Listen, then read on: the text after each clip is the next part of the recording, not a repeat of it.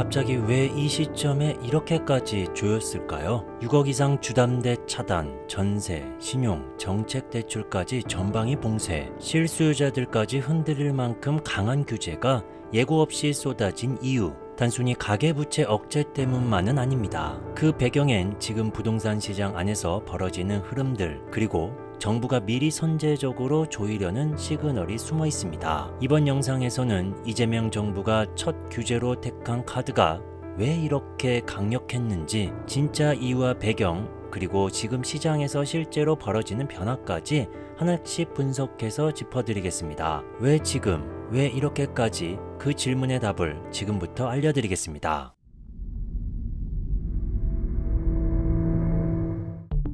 2025년 5월부터 서울을 포함한 수도권 주요 지역에서는 고가주택 거래량이 급증하기 시작했습니다. 6억이 넘는 대출을 받아 20억, 30억짜리 아파트를 사는 사례들이 다시 눈에 띄게 늘었고, 반등장이라 불릴 만큼 매수세가 붙었습니다. 특히 생애 최초 주택 구입자 30, 40대의 신용대출과 정책대출 활용 비율이 빠르게 올라가기 시작했고, 전세를 끼고 집을 사는 갭 투자 수요까지 살아나고 있었죠. 주요 보증기관의 전세보증 발급량도 상반기 내내 증가세를 보였고, SGI 서울보증을 통한 고가주택 대출 우회 루트까지 다시 시장에서 활용되기 시작했습니다. 심지어 일부 신용대출은 연봉의 2배 이상까지 실행되며 DSR 3단계 이전에 느슨했던 규제 분위기가 되살아나는 모습도 있었습니다. 정부 입장에서 봤을 때 이 흐름은 매우 위험한 시그널이었습니다. 유동성이 다시 시장으로 들어오고 있었고, 대출을 통한 주택 매수가 확산되면서 자칫 부동산 가격이 다시 폭등하는 사이클이 시작될 수 있었기 때문입니다. 특히 이번 정부는 실수요 보호, 투기 억제를 1순위로 내세웠던 만큼 강력한 첫 메시지를 던질 필요가 있었던 겁니다. 그래서 나온 것이 대출 총량 제한, 주담대 6억 상한, 전입 의무 부과, 그리고 전세 대출 보증 비율 축소 같은 압도적인 조이기 정책들이었습니다. 정책 발표는 하루였지만 그 뿌리는 지난 2-3개월간 시장에서 서서히 번져온 유동성 이상 징후에 있었던 겁니다.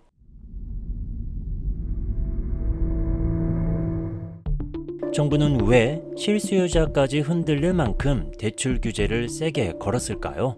그 배경에는 단순한 숫자 조정보다 더 깊은 전략이 숨어 있습니다. 첫째, 정책 신뢰를 회복해야만 했습니다. 지난 몇 년간 부동산 정책은 너무 자주 바뀌었고, 시장과의 신뢰도는 바닥까지 떨어졌습니다. 그래서 이번 이재명 정부는 첫 번째 대책부터 명확한 메시지를 던진 것입니다. 우리는 실수요자만 돕는다.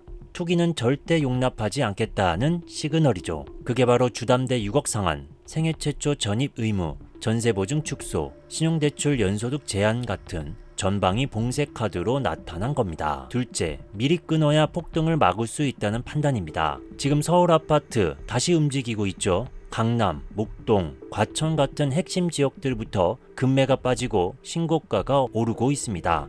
정부는 압니다. 한 번 가격이 올라가기 시작하면 나중에 잡는 건 너무 어렵고 너무 비쌉니다. 그럼 결국 누가 피해를 보냐고요? 실수요자, 특히 무주택자입니다. 그래서 정부는 폭등 전에 조이는 전략을 선택한 겁니다. 셋째, 대출의 흐름 자체를 바꾸려는 시도입니다. 이제는 단순히 LTV 몇 %냐, 금리가 몇 %냐를 떠나서 누가 어떤 조건으로 어떤 목적으로 대출을 받는가, 이걸 정책 기준으로 바꾼 겁니다. 그래서 나온 조건이 6개월 안에 전입하라, 기존 집 안 팔면 대출 불가, 전세는 실거주 목적 아니면 보증 안 됨 같은 조항들입니다. 이건 대출 자체를 실거주용 인증제처럼 쓰겠다는 전략입니다. 이 모든 메시지는 하나로 연결됩니다. 대출은 더 이상 투자 수단이 아니다. 이제 집은 정말 실거주할 사람만 사라. 그게 이번 규제의 핵심 전략이자 숨겨진 진짜 메시지입니다.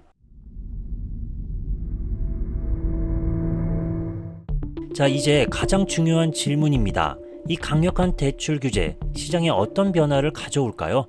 크게 세 가지 방향으로 예상해 볼 수 있습니다. 첫째, 고가주택 거래 급감, 주담대가 6억으로 제한되면서 20억, 30억짜리 아파트를 대출로 사는 길은 사실상 막혔습니다. 특히 서울 강남 3구, 과천, 분당, 판교 등 고가주택 밀집 지역에서는 현금이 부족한 수요가 빠르게 이탈할 겁니다. 이전까지는 대출만 되면 사자였던 분위기였다면 이제는 대출 안 되면 거래 자체가 안 되는 상황으로 바뀌는 겁니다. 거래량은 줄고 호가는 조정 압박을 받을 가능성이 큽니다. 둘째, 전세 시장의 하방 압력. 전세 대출 보증 비율이 90%에서 80%로 줄어들면 실질적인 대출 가능 금액이 줄어듭니다. 그 얘긴 전세 보증금 자체를 낮출 수밖에 없다는 뜻입니다. 특히 수도권 외곽, 빌라, 오피스텔처럼 갭 투자 수요에 의존하던 시장은 큰 타격을 받을 수 있습니다. 전세금 하락은 곧 매매가 하락으로 이어지는 통로가 되기 때문에 중저가 아파트나 구축 단지에선 하락장이 더 빨리 확산될 가능성이 있습니다. 셋째, 무주택 실수요자의 혼란 가중. 문제는 이 규제가 실수요자에게도 결코 가볍지 않다는 점입니다. 전입 의무, LTV 축소, 생활안정자금 한도 제한까지 겹치면서 실수요자의 선택지는 점점 줄어들고 이럴 거면 그냥 더 기다려야 하나? 라는 불안감이 확산되고 있습니다. 이로 인해 거래 절벽, 즉 매수도, 매도도 움직이지 않는 중단된 시장이 당분간 나타날 수 있습니다. 즉 요약하면 이렇습니다. 고가주택 거래는 멈추고 전세 시장은 약해지며 실수요자도 숨고르기에 들어가는 시장, 바로 그런 저유동성 국면으로 이제 시장이 진입하고 있는 겁니다. 이번 대출 규제는 단순한 돈줄 조이기가 아닙니다. 정부가 명확히 선언한 겁니다. 이제 대출은 실거주만 받아라. 투자와 갭 투기는 대출로 못한다. 그리고 이 메시지는 시장에도 바로 영향을 줍니다. 앞으로 몇 달간은 실수요자, 투자자 모두 굉장히 혼란스러운 시기를 겪게 될 겁니다. 지금 사도 되나? 전세 구할 수 있을까? 나는 이 조건에서 대출이 가능할까? 이런 고민이 많아지겠죠.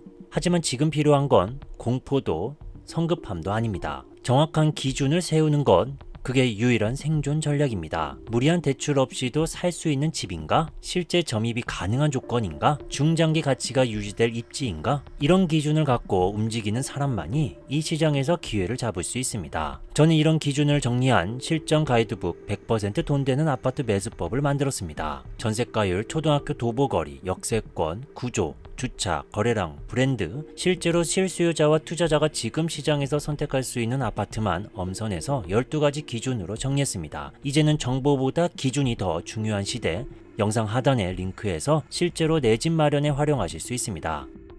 지금 시장에서 대출받아 집 사는 길이 거의 절반은 막혀버렸습니다. 6억 넘는 주담대는 전면 차단, 신용대출은 연소득 기준 제한, 전세대출도 보증 비율이 줄고 생애 최초마저 전입 의무까지 붙었습니다. 실수요자까지 움찔할 만큼 강력한 조치가 예고 없이 나왔습니다. 그런데 왜 지금일까요? 왜 7월도 8월도 아닌 2025년 6월 27일 이 시점에 갑자기 터졌을까요? 그리고 왜 이렇게까지 전방위로 강하게 조였을까요? 정부는 시장을 몰라서가 아니라 너무 잘 알고 있었기 때문에 선제적으로 강한 신호를 보낸 겁니다. 왜냐하면 지금 부동산 시장 내부에선 이미 위험한 습관들이 다시 꿈틀대고 있었기 때문입니다. 전세를 끼고 사는 갭 투자가 살아나고 고가 아파트 신고가 거래가 터지고 신용대출 정책금융을 활용한 생애 최초 위장 매수가 빠르게 늘어나고 있었습니다. 심지어 SGI 보증을 통한 우회 대출 루트까지 다시 등장하고 있었죠. 이 흐름이 더 커지기 전에 이번 정부는 조기 차단에 나선 겁니다. 하지만 그 진짜 의도는 단순한 규제가 아닙니다. 이 조치의 타이밍, 메시지 구조, 그리고 뒤에 숨은 정책적 복선까지 오늘 이 영상에서는 이재명 정부가 첫 카드로 왜 이런 강한 규제를 꺼내들었는지 그 전략적 배경과 앞으로 이어질 시장 변화까지 전부 해부해서 풀어드리겠습니다. 뉴스에서 말하지 않는 진짜 목적이 궁금하셨다면 지금부터 집중해서 보셔야 합니다. 표면적으로는 시장 분위기가 회복세였습니다. 2025년 4월부터 서울과 수도권 주요 지역에서 거래량이 빠르게 늘어났고 강남, 목동, 과천 같은 핵심지에서는 신고가 거래가 다시 등장했습니다. 그런데 정부는 이걸 단순한 수요 회복이 아니라 위험 신호로 해석했습니다. 왜냐하면 그 안에 과거 폭등장 직전에 나타났던 투기성 대출 흐름이 재등장하고 있었기 때문입니다. 첫째, 정책 악용성 생애 최초 매수 증가입니다. 생애 최초 주택 구입자 자격으로 LTV 80% 우대 혜택을 받은 뒤 신용대출을 얻고 정책금융상품까지 총동원해서 수억짜리 아파트를 매수하는 흐름이 빠르게 확산되고 있었죠. 이론상으로는 실수요자지만 실제로는 실거주 계획이 없는 위장 매수인 경우가 늘고 있었습니다. 이건 정부가 강하게 말한 실수요 중심의 정책 의도를 무너뜨리는 흐름이죠. 둘째, SGI 서울보증 통한 우회 루트 재등장입니다. 보증기간을 활용해 DSR 규제나 고가주택 LTV 제한을 우회할 수 있었던 사각지대 루트, 이 루트가 다시 부상하면서 고가 아파트 매수에 사용되기 시작했습니다. 특히 20억 이상 아파트를 대출로 매입하는 사례에서 SGI를 통한 조달 구조가 자주 포착됐습니다. 정부 입장에서는 이 흐름을 차단하지 않으면 시장 전체가 다시 흔들릴 수 있다고 판단했을 겁니다. 셋째, 전세를 활용한 갭 투자 부활입니다. 올해 2분기 전세 보증 발급량은 계속 증가세였고 수도권 외곽, 중저가 아파트, 다가구, 오피스텔 중심으로 전세가율이 높고 자기 자본이 거의 들지 않는 구조의 무자본 갭 투자 흐름이 눈에 띄게 늘어나고 있었습니다. 결국 6월 27일 발표된 대책은 이런 이상 신호를 조기 차단하기 위한 선제 타격이었던 겁니다. 이번 조치는 단순한 규제가 아닙니다. 과거의 습관을 끊어내겠다는 선언이었습니다. 그래서 나온 카드들이 전례 없이 강력했던 겁니다. 주담대 상한선 6억, 전입 의무 강화, 전세보증 축소, 신용대출 제한, 정책대출 요건 강화. 이건 실수요 보호가 아니라 투기 회피 루트 전면 봉쇄에 가깝습니다. 여기서 핵심은 이번 정책이 타이밍을 어떻게 잡았는가입니다. 6월 27일 정책 발표, 7월 21일부터 전세보증 축소 시행, 추가 규제 검토는 8월에서 9월 휴가 반응 시점 이후, 즉 지금 정부는 시장의 반응을 면밀하게 관찰하면서 다음 수를 준비하고 있다는 뜻입니다. 그리고 이번 조치가 어떤 계층에 가장 큰 영향을 미쳤는지도 정확히 봐야 합니다. 20에서 30대 생애 최초 매수자, 전입 의무, 신용대출 제한으로 압박, 다주택, 고가주택 매수자, 6억 상한, SGI 우회 차단으로 제동, 무자본 갭 투자 시도층, 전세보증 축소로 진입 불가, 결국 모든 비실거주 대출 흐름이 사실상 차단된 구조입니다. 정부가 본 건 단순한 회복이 아니라 이전 정부들이 놓친 위험 신호였습니다. 이번 조치엔 다르게 가겠다. 초반부터 메시지를 명확하게 전달하겠다. 정권의 첫 정책으로 선택된 이 조치는 시장 전체의 방향을 바꾸려는 메시지 전략이자 정치적 선언이기도 했습니다.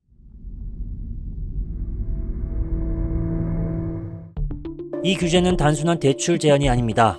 정부가 시장에 던진 첫 번째 선언입니다. 우리는 투기를 용납하지 않는다. 실수요는 보호하되 규칙을 지켜야 한다. 돌이켜보면 역대 정권의 부동산 정책은 초반에 흔들렸습니다. 문재인 정부의 12.16 대책도 처음엔 고강도 규제로 주목받았지만 몇 달 지나자 시장에선 다시 폭등장이 시작됐습니다. 윤석열 정부는 규제 완화 기조를 꺼냈지만 결과적으로 투자 수요만 자극했죠. 시장에 남은 건 정부 말은 믿을 수 없다는 불신이었습니다. 그래서 이번 이재명 정부는 초반부터 메시지를 명확히 했습니다. 우리는 다르다. 이제 정책은 선언이 아니라 행동이다. 이건 단지 실수요자를 돕겠다는 정책이 아니라 정권 초 정책 신뢰를 회복하겠다는 상징적 조치입니다. 그래서 등장한 카드들이 모두 강력했습니다. 주담대는 6억까지, 생애 최초라도 전입은 6개월 안에, 전세보증은 실거주 아니면 안 된다, 신용제출도 연소득 이상은 불가. 특히 중요한 건 이 조치들이 전방위 조합이라는 점입니다. 하나씩 흩어진 대책이 아니라 한 번에 모두 쏟아낸 전례 없는 규제 패키지였죠. 이건 정책을 통한 정권의 정체성 선언입니다. 실수요 우선, 투기 차단, 시장 교란 행위 방지, 이건 말이 아닌 실제 규제로 증명하려는 의도입니다. 게다가 이 조치엔 정치적 명분도 명확히 담겨 있습니다. 표면적으로는 가계부채, 시장 안정이지만 실제로는 초반 정책 실패는 반드시 피하겠다는 정치적 복선이 깔려 있습니다. 왜냐하면 정책이 실패하면 시장만 무너지는 게 아닙니다. 정권의 정당성과 신뢰도도 같이 흔들리게 되기 때문입니다. 그래서 정부는 지금 이 시점에서 정책의 첫 수부터 강하게 친 겁니다. 후속 대책을 내기 위한 정치적 토대를 먼저 세우는 전략이죠. 이게 성공하면 어떻게 될까요? 정부는 더 강한 규제도, 더 정교한 공급 정책도 시장 신뢰 위에 추진할 수 있게 됩니다. 이건 단지 금융정책이 아니라 정부가 시장에 건넨 첫 번째 약속입니다. 우리는 말만 하지 않는다. 우리는 다르게 시작한다.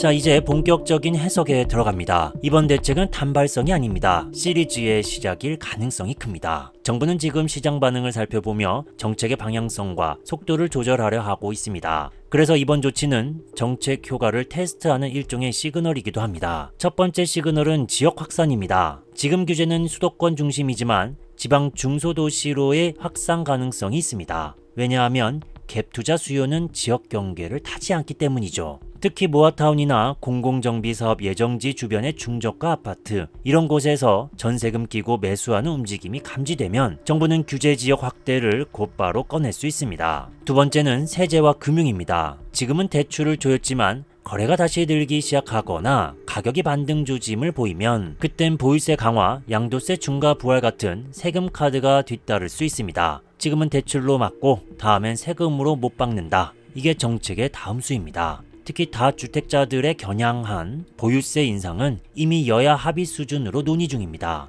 2026년 총선을 앞두고 이 카드는 더 강하게 등장할 수 있습니다. 세 번째는 청년 대책입니다. 이번 규제로 청년과 생애 최초 매수자들의 반발이 커졌죠. 정부는 이를 보완 대책으로 풀 수 있습니다. 예를 들어 전입 의무 충족 시 DSR 일부 완화, 청년 전용 장기저리 상품 신설, 생애 최초 맞춤형 특별 공급 확대, 이런 카드들이 정책 균형용 장치로 준비될 수 있습니다. 결국 이 모든 복선은 정책의 다음 수가 이미 계산돼 있다는 증거입니다. 정부는 한 번에 끝내지 않습니다. 시장 반응에 따라 시리즈처럼 순차적으로 내놓을 전략이기 때문입니다. 특히 이번 조치가 시장을 안정시키는 데 실패하면 더 강한 규제가 나올 확률이 커집니다. SGI 보증 대출 전면 차단, 전세대출 DSR 본격 도입, 법인 외국인 취득 규제 강화 같은 조치가 2차, 3차 카드로 준비될 수 있습니다. 그렇다면 지금 이 조치의 의미는 뭐냐? 강하게 시작해 다음 흐름을 유리하게 이끈다는 정치적, 시장적 복합 전략입니다. 이제 우리에게 중요한 건 정책의 의도를 파악하는 것,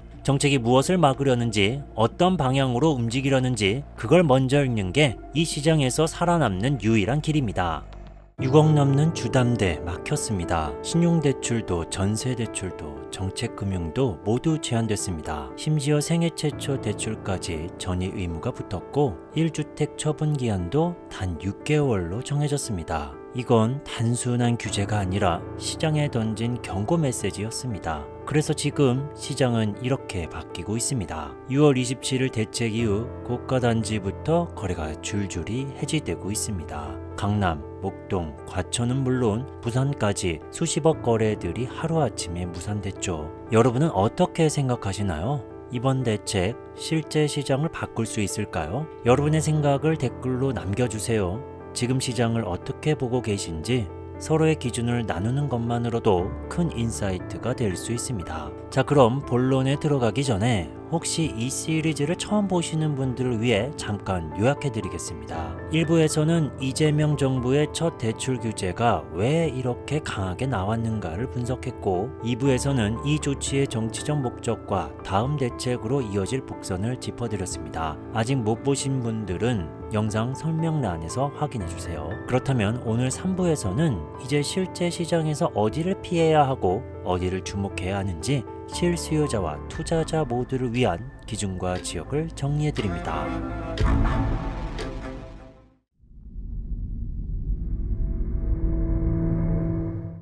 자, 먼저 실수요자라면 지금 이 세 가지 기준만큼은 꼭 확인하셔야 합니다. 무턱대고 싸니까, 좋아 보이니까 사는 시대는 끝났습니다. 첫 번째 기준, 지금 바로 들어갈 수 있는 집인가? 이건 단순히 입주 가능 여부만이 아닙니다. 계약일부터 이사일까지, 잔금 납부 시기, 현재 전세 세입자의 만기까지 이 모든 흐름이 내 상황에 맞게 맞물려야 실제로 입주가 가능합니다. 요즘처럼 대출 조건이 복잡해졌을 땐 입주 타이밍을 놓치면 잔금일의 대출 실행이 막혀버릴 수 있습니다. 이건 단순한 편의의 문제가 아니라 계약이 파기될 수 있는 실전 이슈입니다. 특히 생애 최초 주택 구입자는 전입 의무가 6개월 이내로 강화됐습니다. 잔금 후에 실입주 못하면 대출 회수, 다음 대출 제한까지 이어집니다. 그러니 들어갈 수 있는 집인지 계약 전에 반드시 체크해야 합니다. 두 번째 기준, 6억 이내 감당 가능한 대출인가? 대출로 아파트를 산다는 건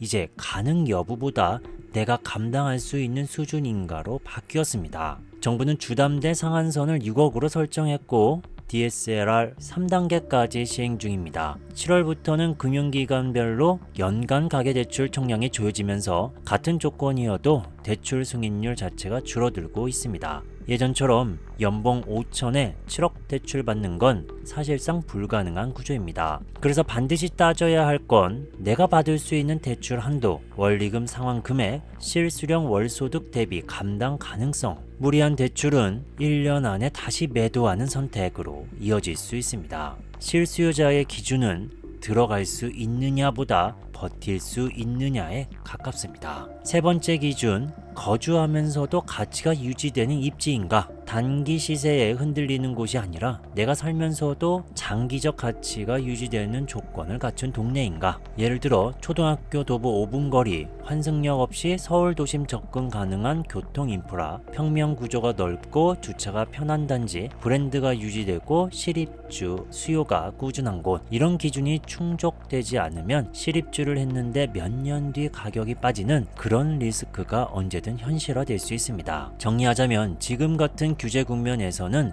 실수요자도 전략이 필요합니다. 감정이 아니라 대출 조건, 입주 가능성, 입지의 내구성이라는 세 가지 조건을 먼저 따져보셔야 합니다. 이제 투자자라면 지금 시장에서 절대 피해야 할 경고 구간을 확인해 보셔야 합니다. 왜냐하면 이번 6.17 대책은 단지 대출을 조이는 것이 아니라 투자 흐름 자체를 끊기 위한 규제 설계였기 때문입니다. 실제로 대책 발표 이후 전국으로 거래 취소권이 폭증했습니다. 국토부 실거래가 자료에 따르면 7월 1일 기준으로 계약 해지된 단지들 중 공통점이 있었습니다. 바로 고가 아파트입니다. 고소득자 대출 규제 직격탄, SGI 보증 등 우회 루트 활용 가능성이 있던 매물, 잔금 시점과 대책 시점이 맞물리며 파기, 다시 말해 정책이 타이밍을 정확히 맞춘 것입니다. 자, 그럼 어떤 지역과 조건이 앞으로 더 위험할까요? 첫 번째 경고, 수도권 외곽, 빌라, 전세가율 80% 이상, 지금 가장 위험한 조합입니다. 이런 매물은 실입주 수요보다 전세 수요 의존도가 높고 대출 없이 매입 자체가 불가능한 구조이며 전세보증 축소가 직격으로 작용합니다. 특히 경기 북부, 인천 남부, 광명 외곽 등 무자본 갭투자 수요가 집중된 지역들은 정부가 직접 거론한 정책 예고 타깃입니다. 두 번째 경고, 입주 물량 폭탄 단지. 2025년에서 2026년 입주 예정인 대규모 단지들이 줄줄이 기다리고 있습니다. 이미 입주자 모집을 마친 곳들 중 전세가 빠지지 않으면 미입주, 미계약 리스크가 현실화될 수 있습니다. 여기에 전세대출 축소까지 맞물리면 세입자 구인 실패, 현금 부담 증가, 급매출회로 이어집니다. 세 번째 경고, 전입 의무, 보유세 강화 가능성 있는 지역. 정부는 이미 예고했습니다. 전입 의무 6개월 초과 시 대출 회수 및 다음 대출 제한, 보유세는 다주택자, 고가주택 중심으로 2026 총선 전후에 강화될 수 있습니다. 1주택 처분 조건자, 입주권 보유자, 신규 매수 후 실입주 미계획자, 이들은 향후 정책 대상자이자 실질적인 시장 리스크 보유자입니다. 정리하자면 지금은 얼마에 사느냐보다 어떤 위험을 피하느냐가 더 중요합니다. 무자본 갭투자, 고가 매수, 입주 물량 집중 단지는 이미 정책의 조준선 안에 들어와 있습니다. 앞서 살펴본 것처럼 지금 시장은 모든 수요를 가리는 게 아니라 기준을 통과한 곳만 살아남는 구조로 바뀌고 있습니다. 그렇다면 지금 시점에서 어디를 주목해야 할까요? 지금 살아남을 지역 세 가지 기준으로 정리해 드립니다. 첫 번째 기준, 규제 완화 기대감이 있는 지역. 현재 규제는 수도권 중고가 지역에 집중되어 있습니다. 그런데 규제는 영원한 상태가 아니라 시장 분위기에 따라 선별적으로 풀리게 되어 있습니다. 주목할 조건, 준공 15년 이상 구축 아파트, 중저가 단지, 전용 85제곱미터 기준엔 5억에서 7억대, 실거주 위주 거래 비율 높은 지역. 현재는 규제 지역이지만 매매량이 장기간 위축된 곳. 대표 사례 지역은 경기, 군포, 의왕, 과천 외곽, 서울 외곽 구축 중심 단지들, 이런 지역은 다음 규제 완화의 후보가 될 수 있고 실수요자에겐 대출, 세금 등 조건이 유리해질 가능성이 있습니다. 두 번째 기준, 꾸준한 실수요가 버티는 지역. 정책은 수시로 바뀌지만 수요는 잘 바뀌지 않습니다. 실제로 최근 실거래량이 회복세인 곳들 보면 특정한 공통점이 있습니다. 핵심 조건, 초등학교 도보권, 교통 개선 호재, GTX 신분당선 연장 등, 그리고 직주 근접, 브랜드 아파트, 대단지 선호 흐름, 생활 인프라 밀집, 주목할 지역, 성남 분당, 수원 광교, 동탄 1 일부 구간, 서울 7호선 9호선 라인 중심부, 창동 상계 개발구역, 인천 송도 일부 재건축 유망 단지 등, 이런 지역은 시장 침체기에도 거래가 끊이지 않고 정책이 풀릴 때 가장 먼저 반등하는 곳입니다. 세 번째 기준, 기존 대출 혜택이 살아있는 단지. 이번 규제에도 이미 계약된 단지는 경과 규정을 적용받는 경우가 많습니다. 이건 실전에서 정말 중요한 팁입니다. 전세보증 축소 7월 22일 이전 계약 물건, 생애 최초 조건이 유효했던 6월 27일 이전 청약 매수, DSR 3단계 적용 제외되는 실수요 특례 대상. 이런 매물은 현재 매도자와 협상 여지가 크고 정책 격차를 활용한 이득 구간이 생깁니다. 특히 급매물 리스트를 확인해보면 정책 발표 직전 계약 포기 물량들이 가격 조정 후 다시 나오는 흐름이 나타나고 있습니다. 이 모든 조건을 종합하면 결국 지금 시장에서 살아남을 수 있는 선택은 단순한 싸게 사기가 아니라 정책의 틈을 이해하고 기준에 맞는 매물을 찾는 것입니다. 오늘 우리는 복잡한 대출 규제, 정책의 방향, 그리고 시장이 흘러가는 신호까지 함께 살펴봤습니다. 결국 이 시장에서 살아남는 사람은 단 하나, 바로 기준을 가진 사람입니다. 지금 시장은 단순히 어디가 싸냐, 누가 싸냐의 문제가 아닙니다. 내가 감당할 수 있는 가격인가? 실제로 내가 전입할 수 있는 조건인가? 향후 수요가 유지될 입지인가? 이 세 가지 기준이 지금의 혼란기에서 가장 명확한 나침판이 되어줍니다. 그래서 저는 이 기준을 아주 구체화해서 100% 돈 되는 아파트 매수법 전자책을 정리했습니다. 초보자도 쉽게 따라할 수 있도록 실전 매수 가이드북입니다. 영상 하단 링크에서 확인하실 수 있습니다. 마지막으로 시청자 여러분께 묻습니다. 여러분은 지금 어떤 기준으로 집을 보고 계신가요? 어떤 단지에 주목하고 계신가요? 댓글로 자유롭게 의견 남겨주세요. 그동안 시리즈를 시청해 주셔서 감사합니다. 앞으로도 시장을 읽는 콘텐츠로 계속 도움드리겠습니다. 구독과 알림 설정 잊지 마시고 다음 영상에서 뵙겠습니다. 감사합니다.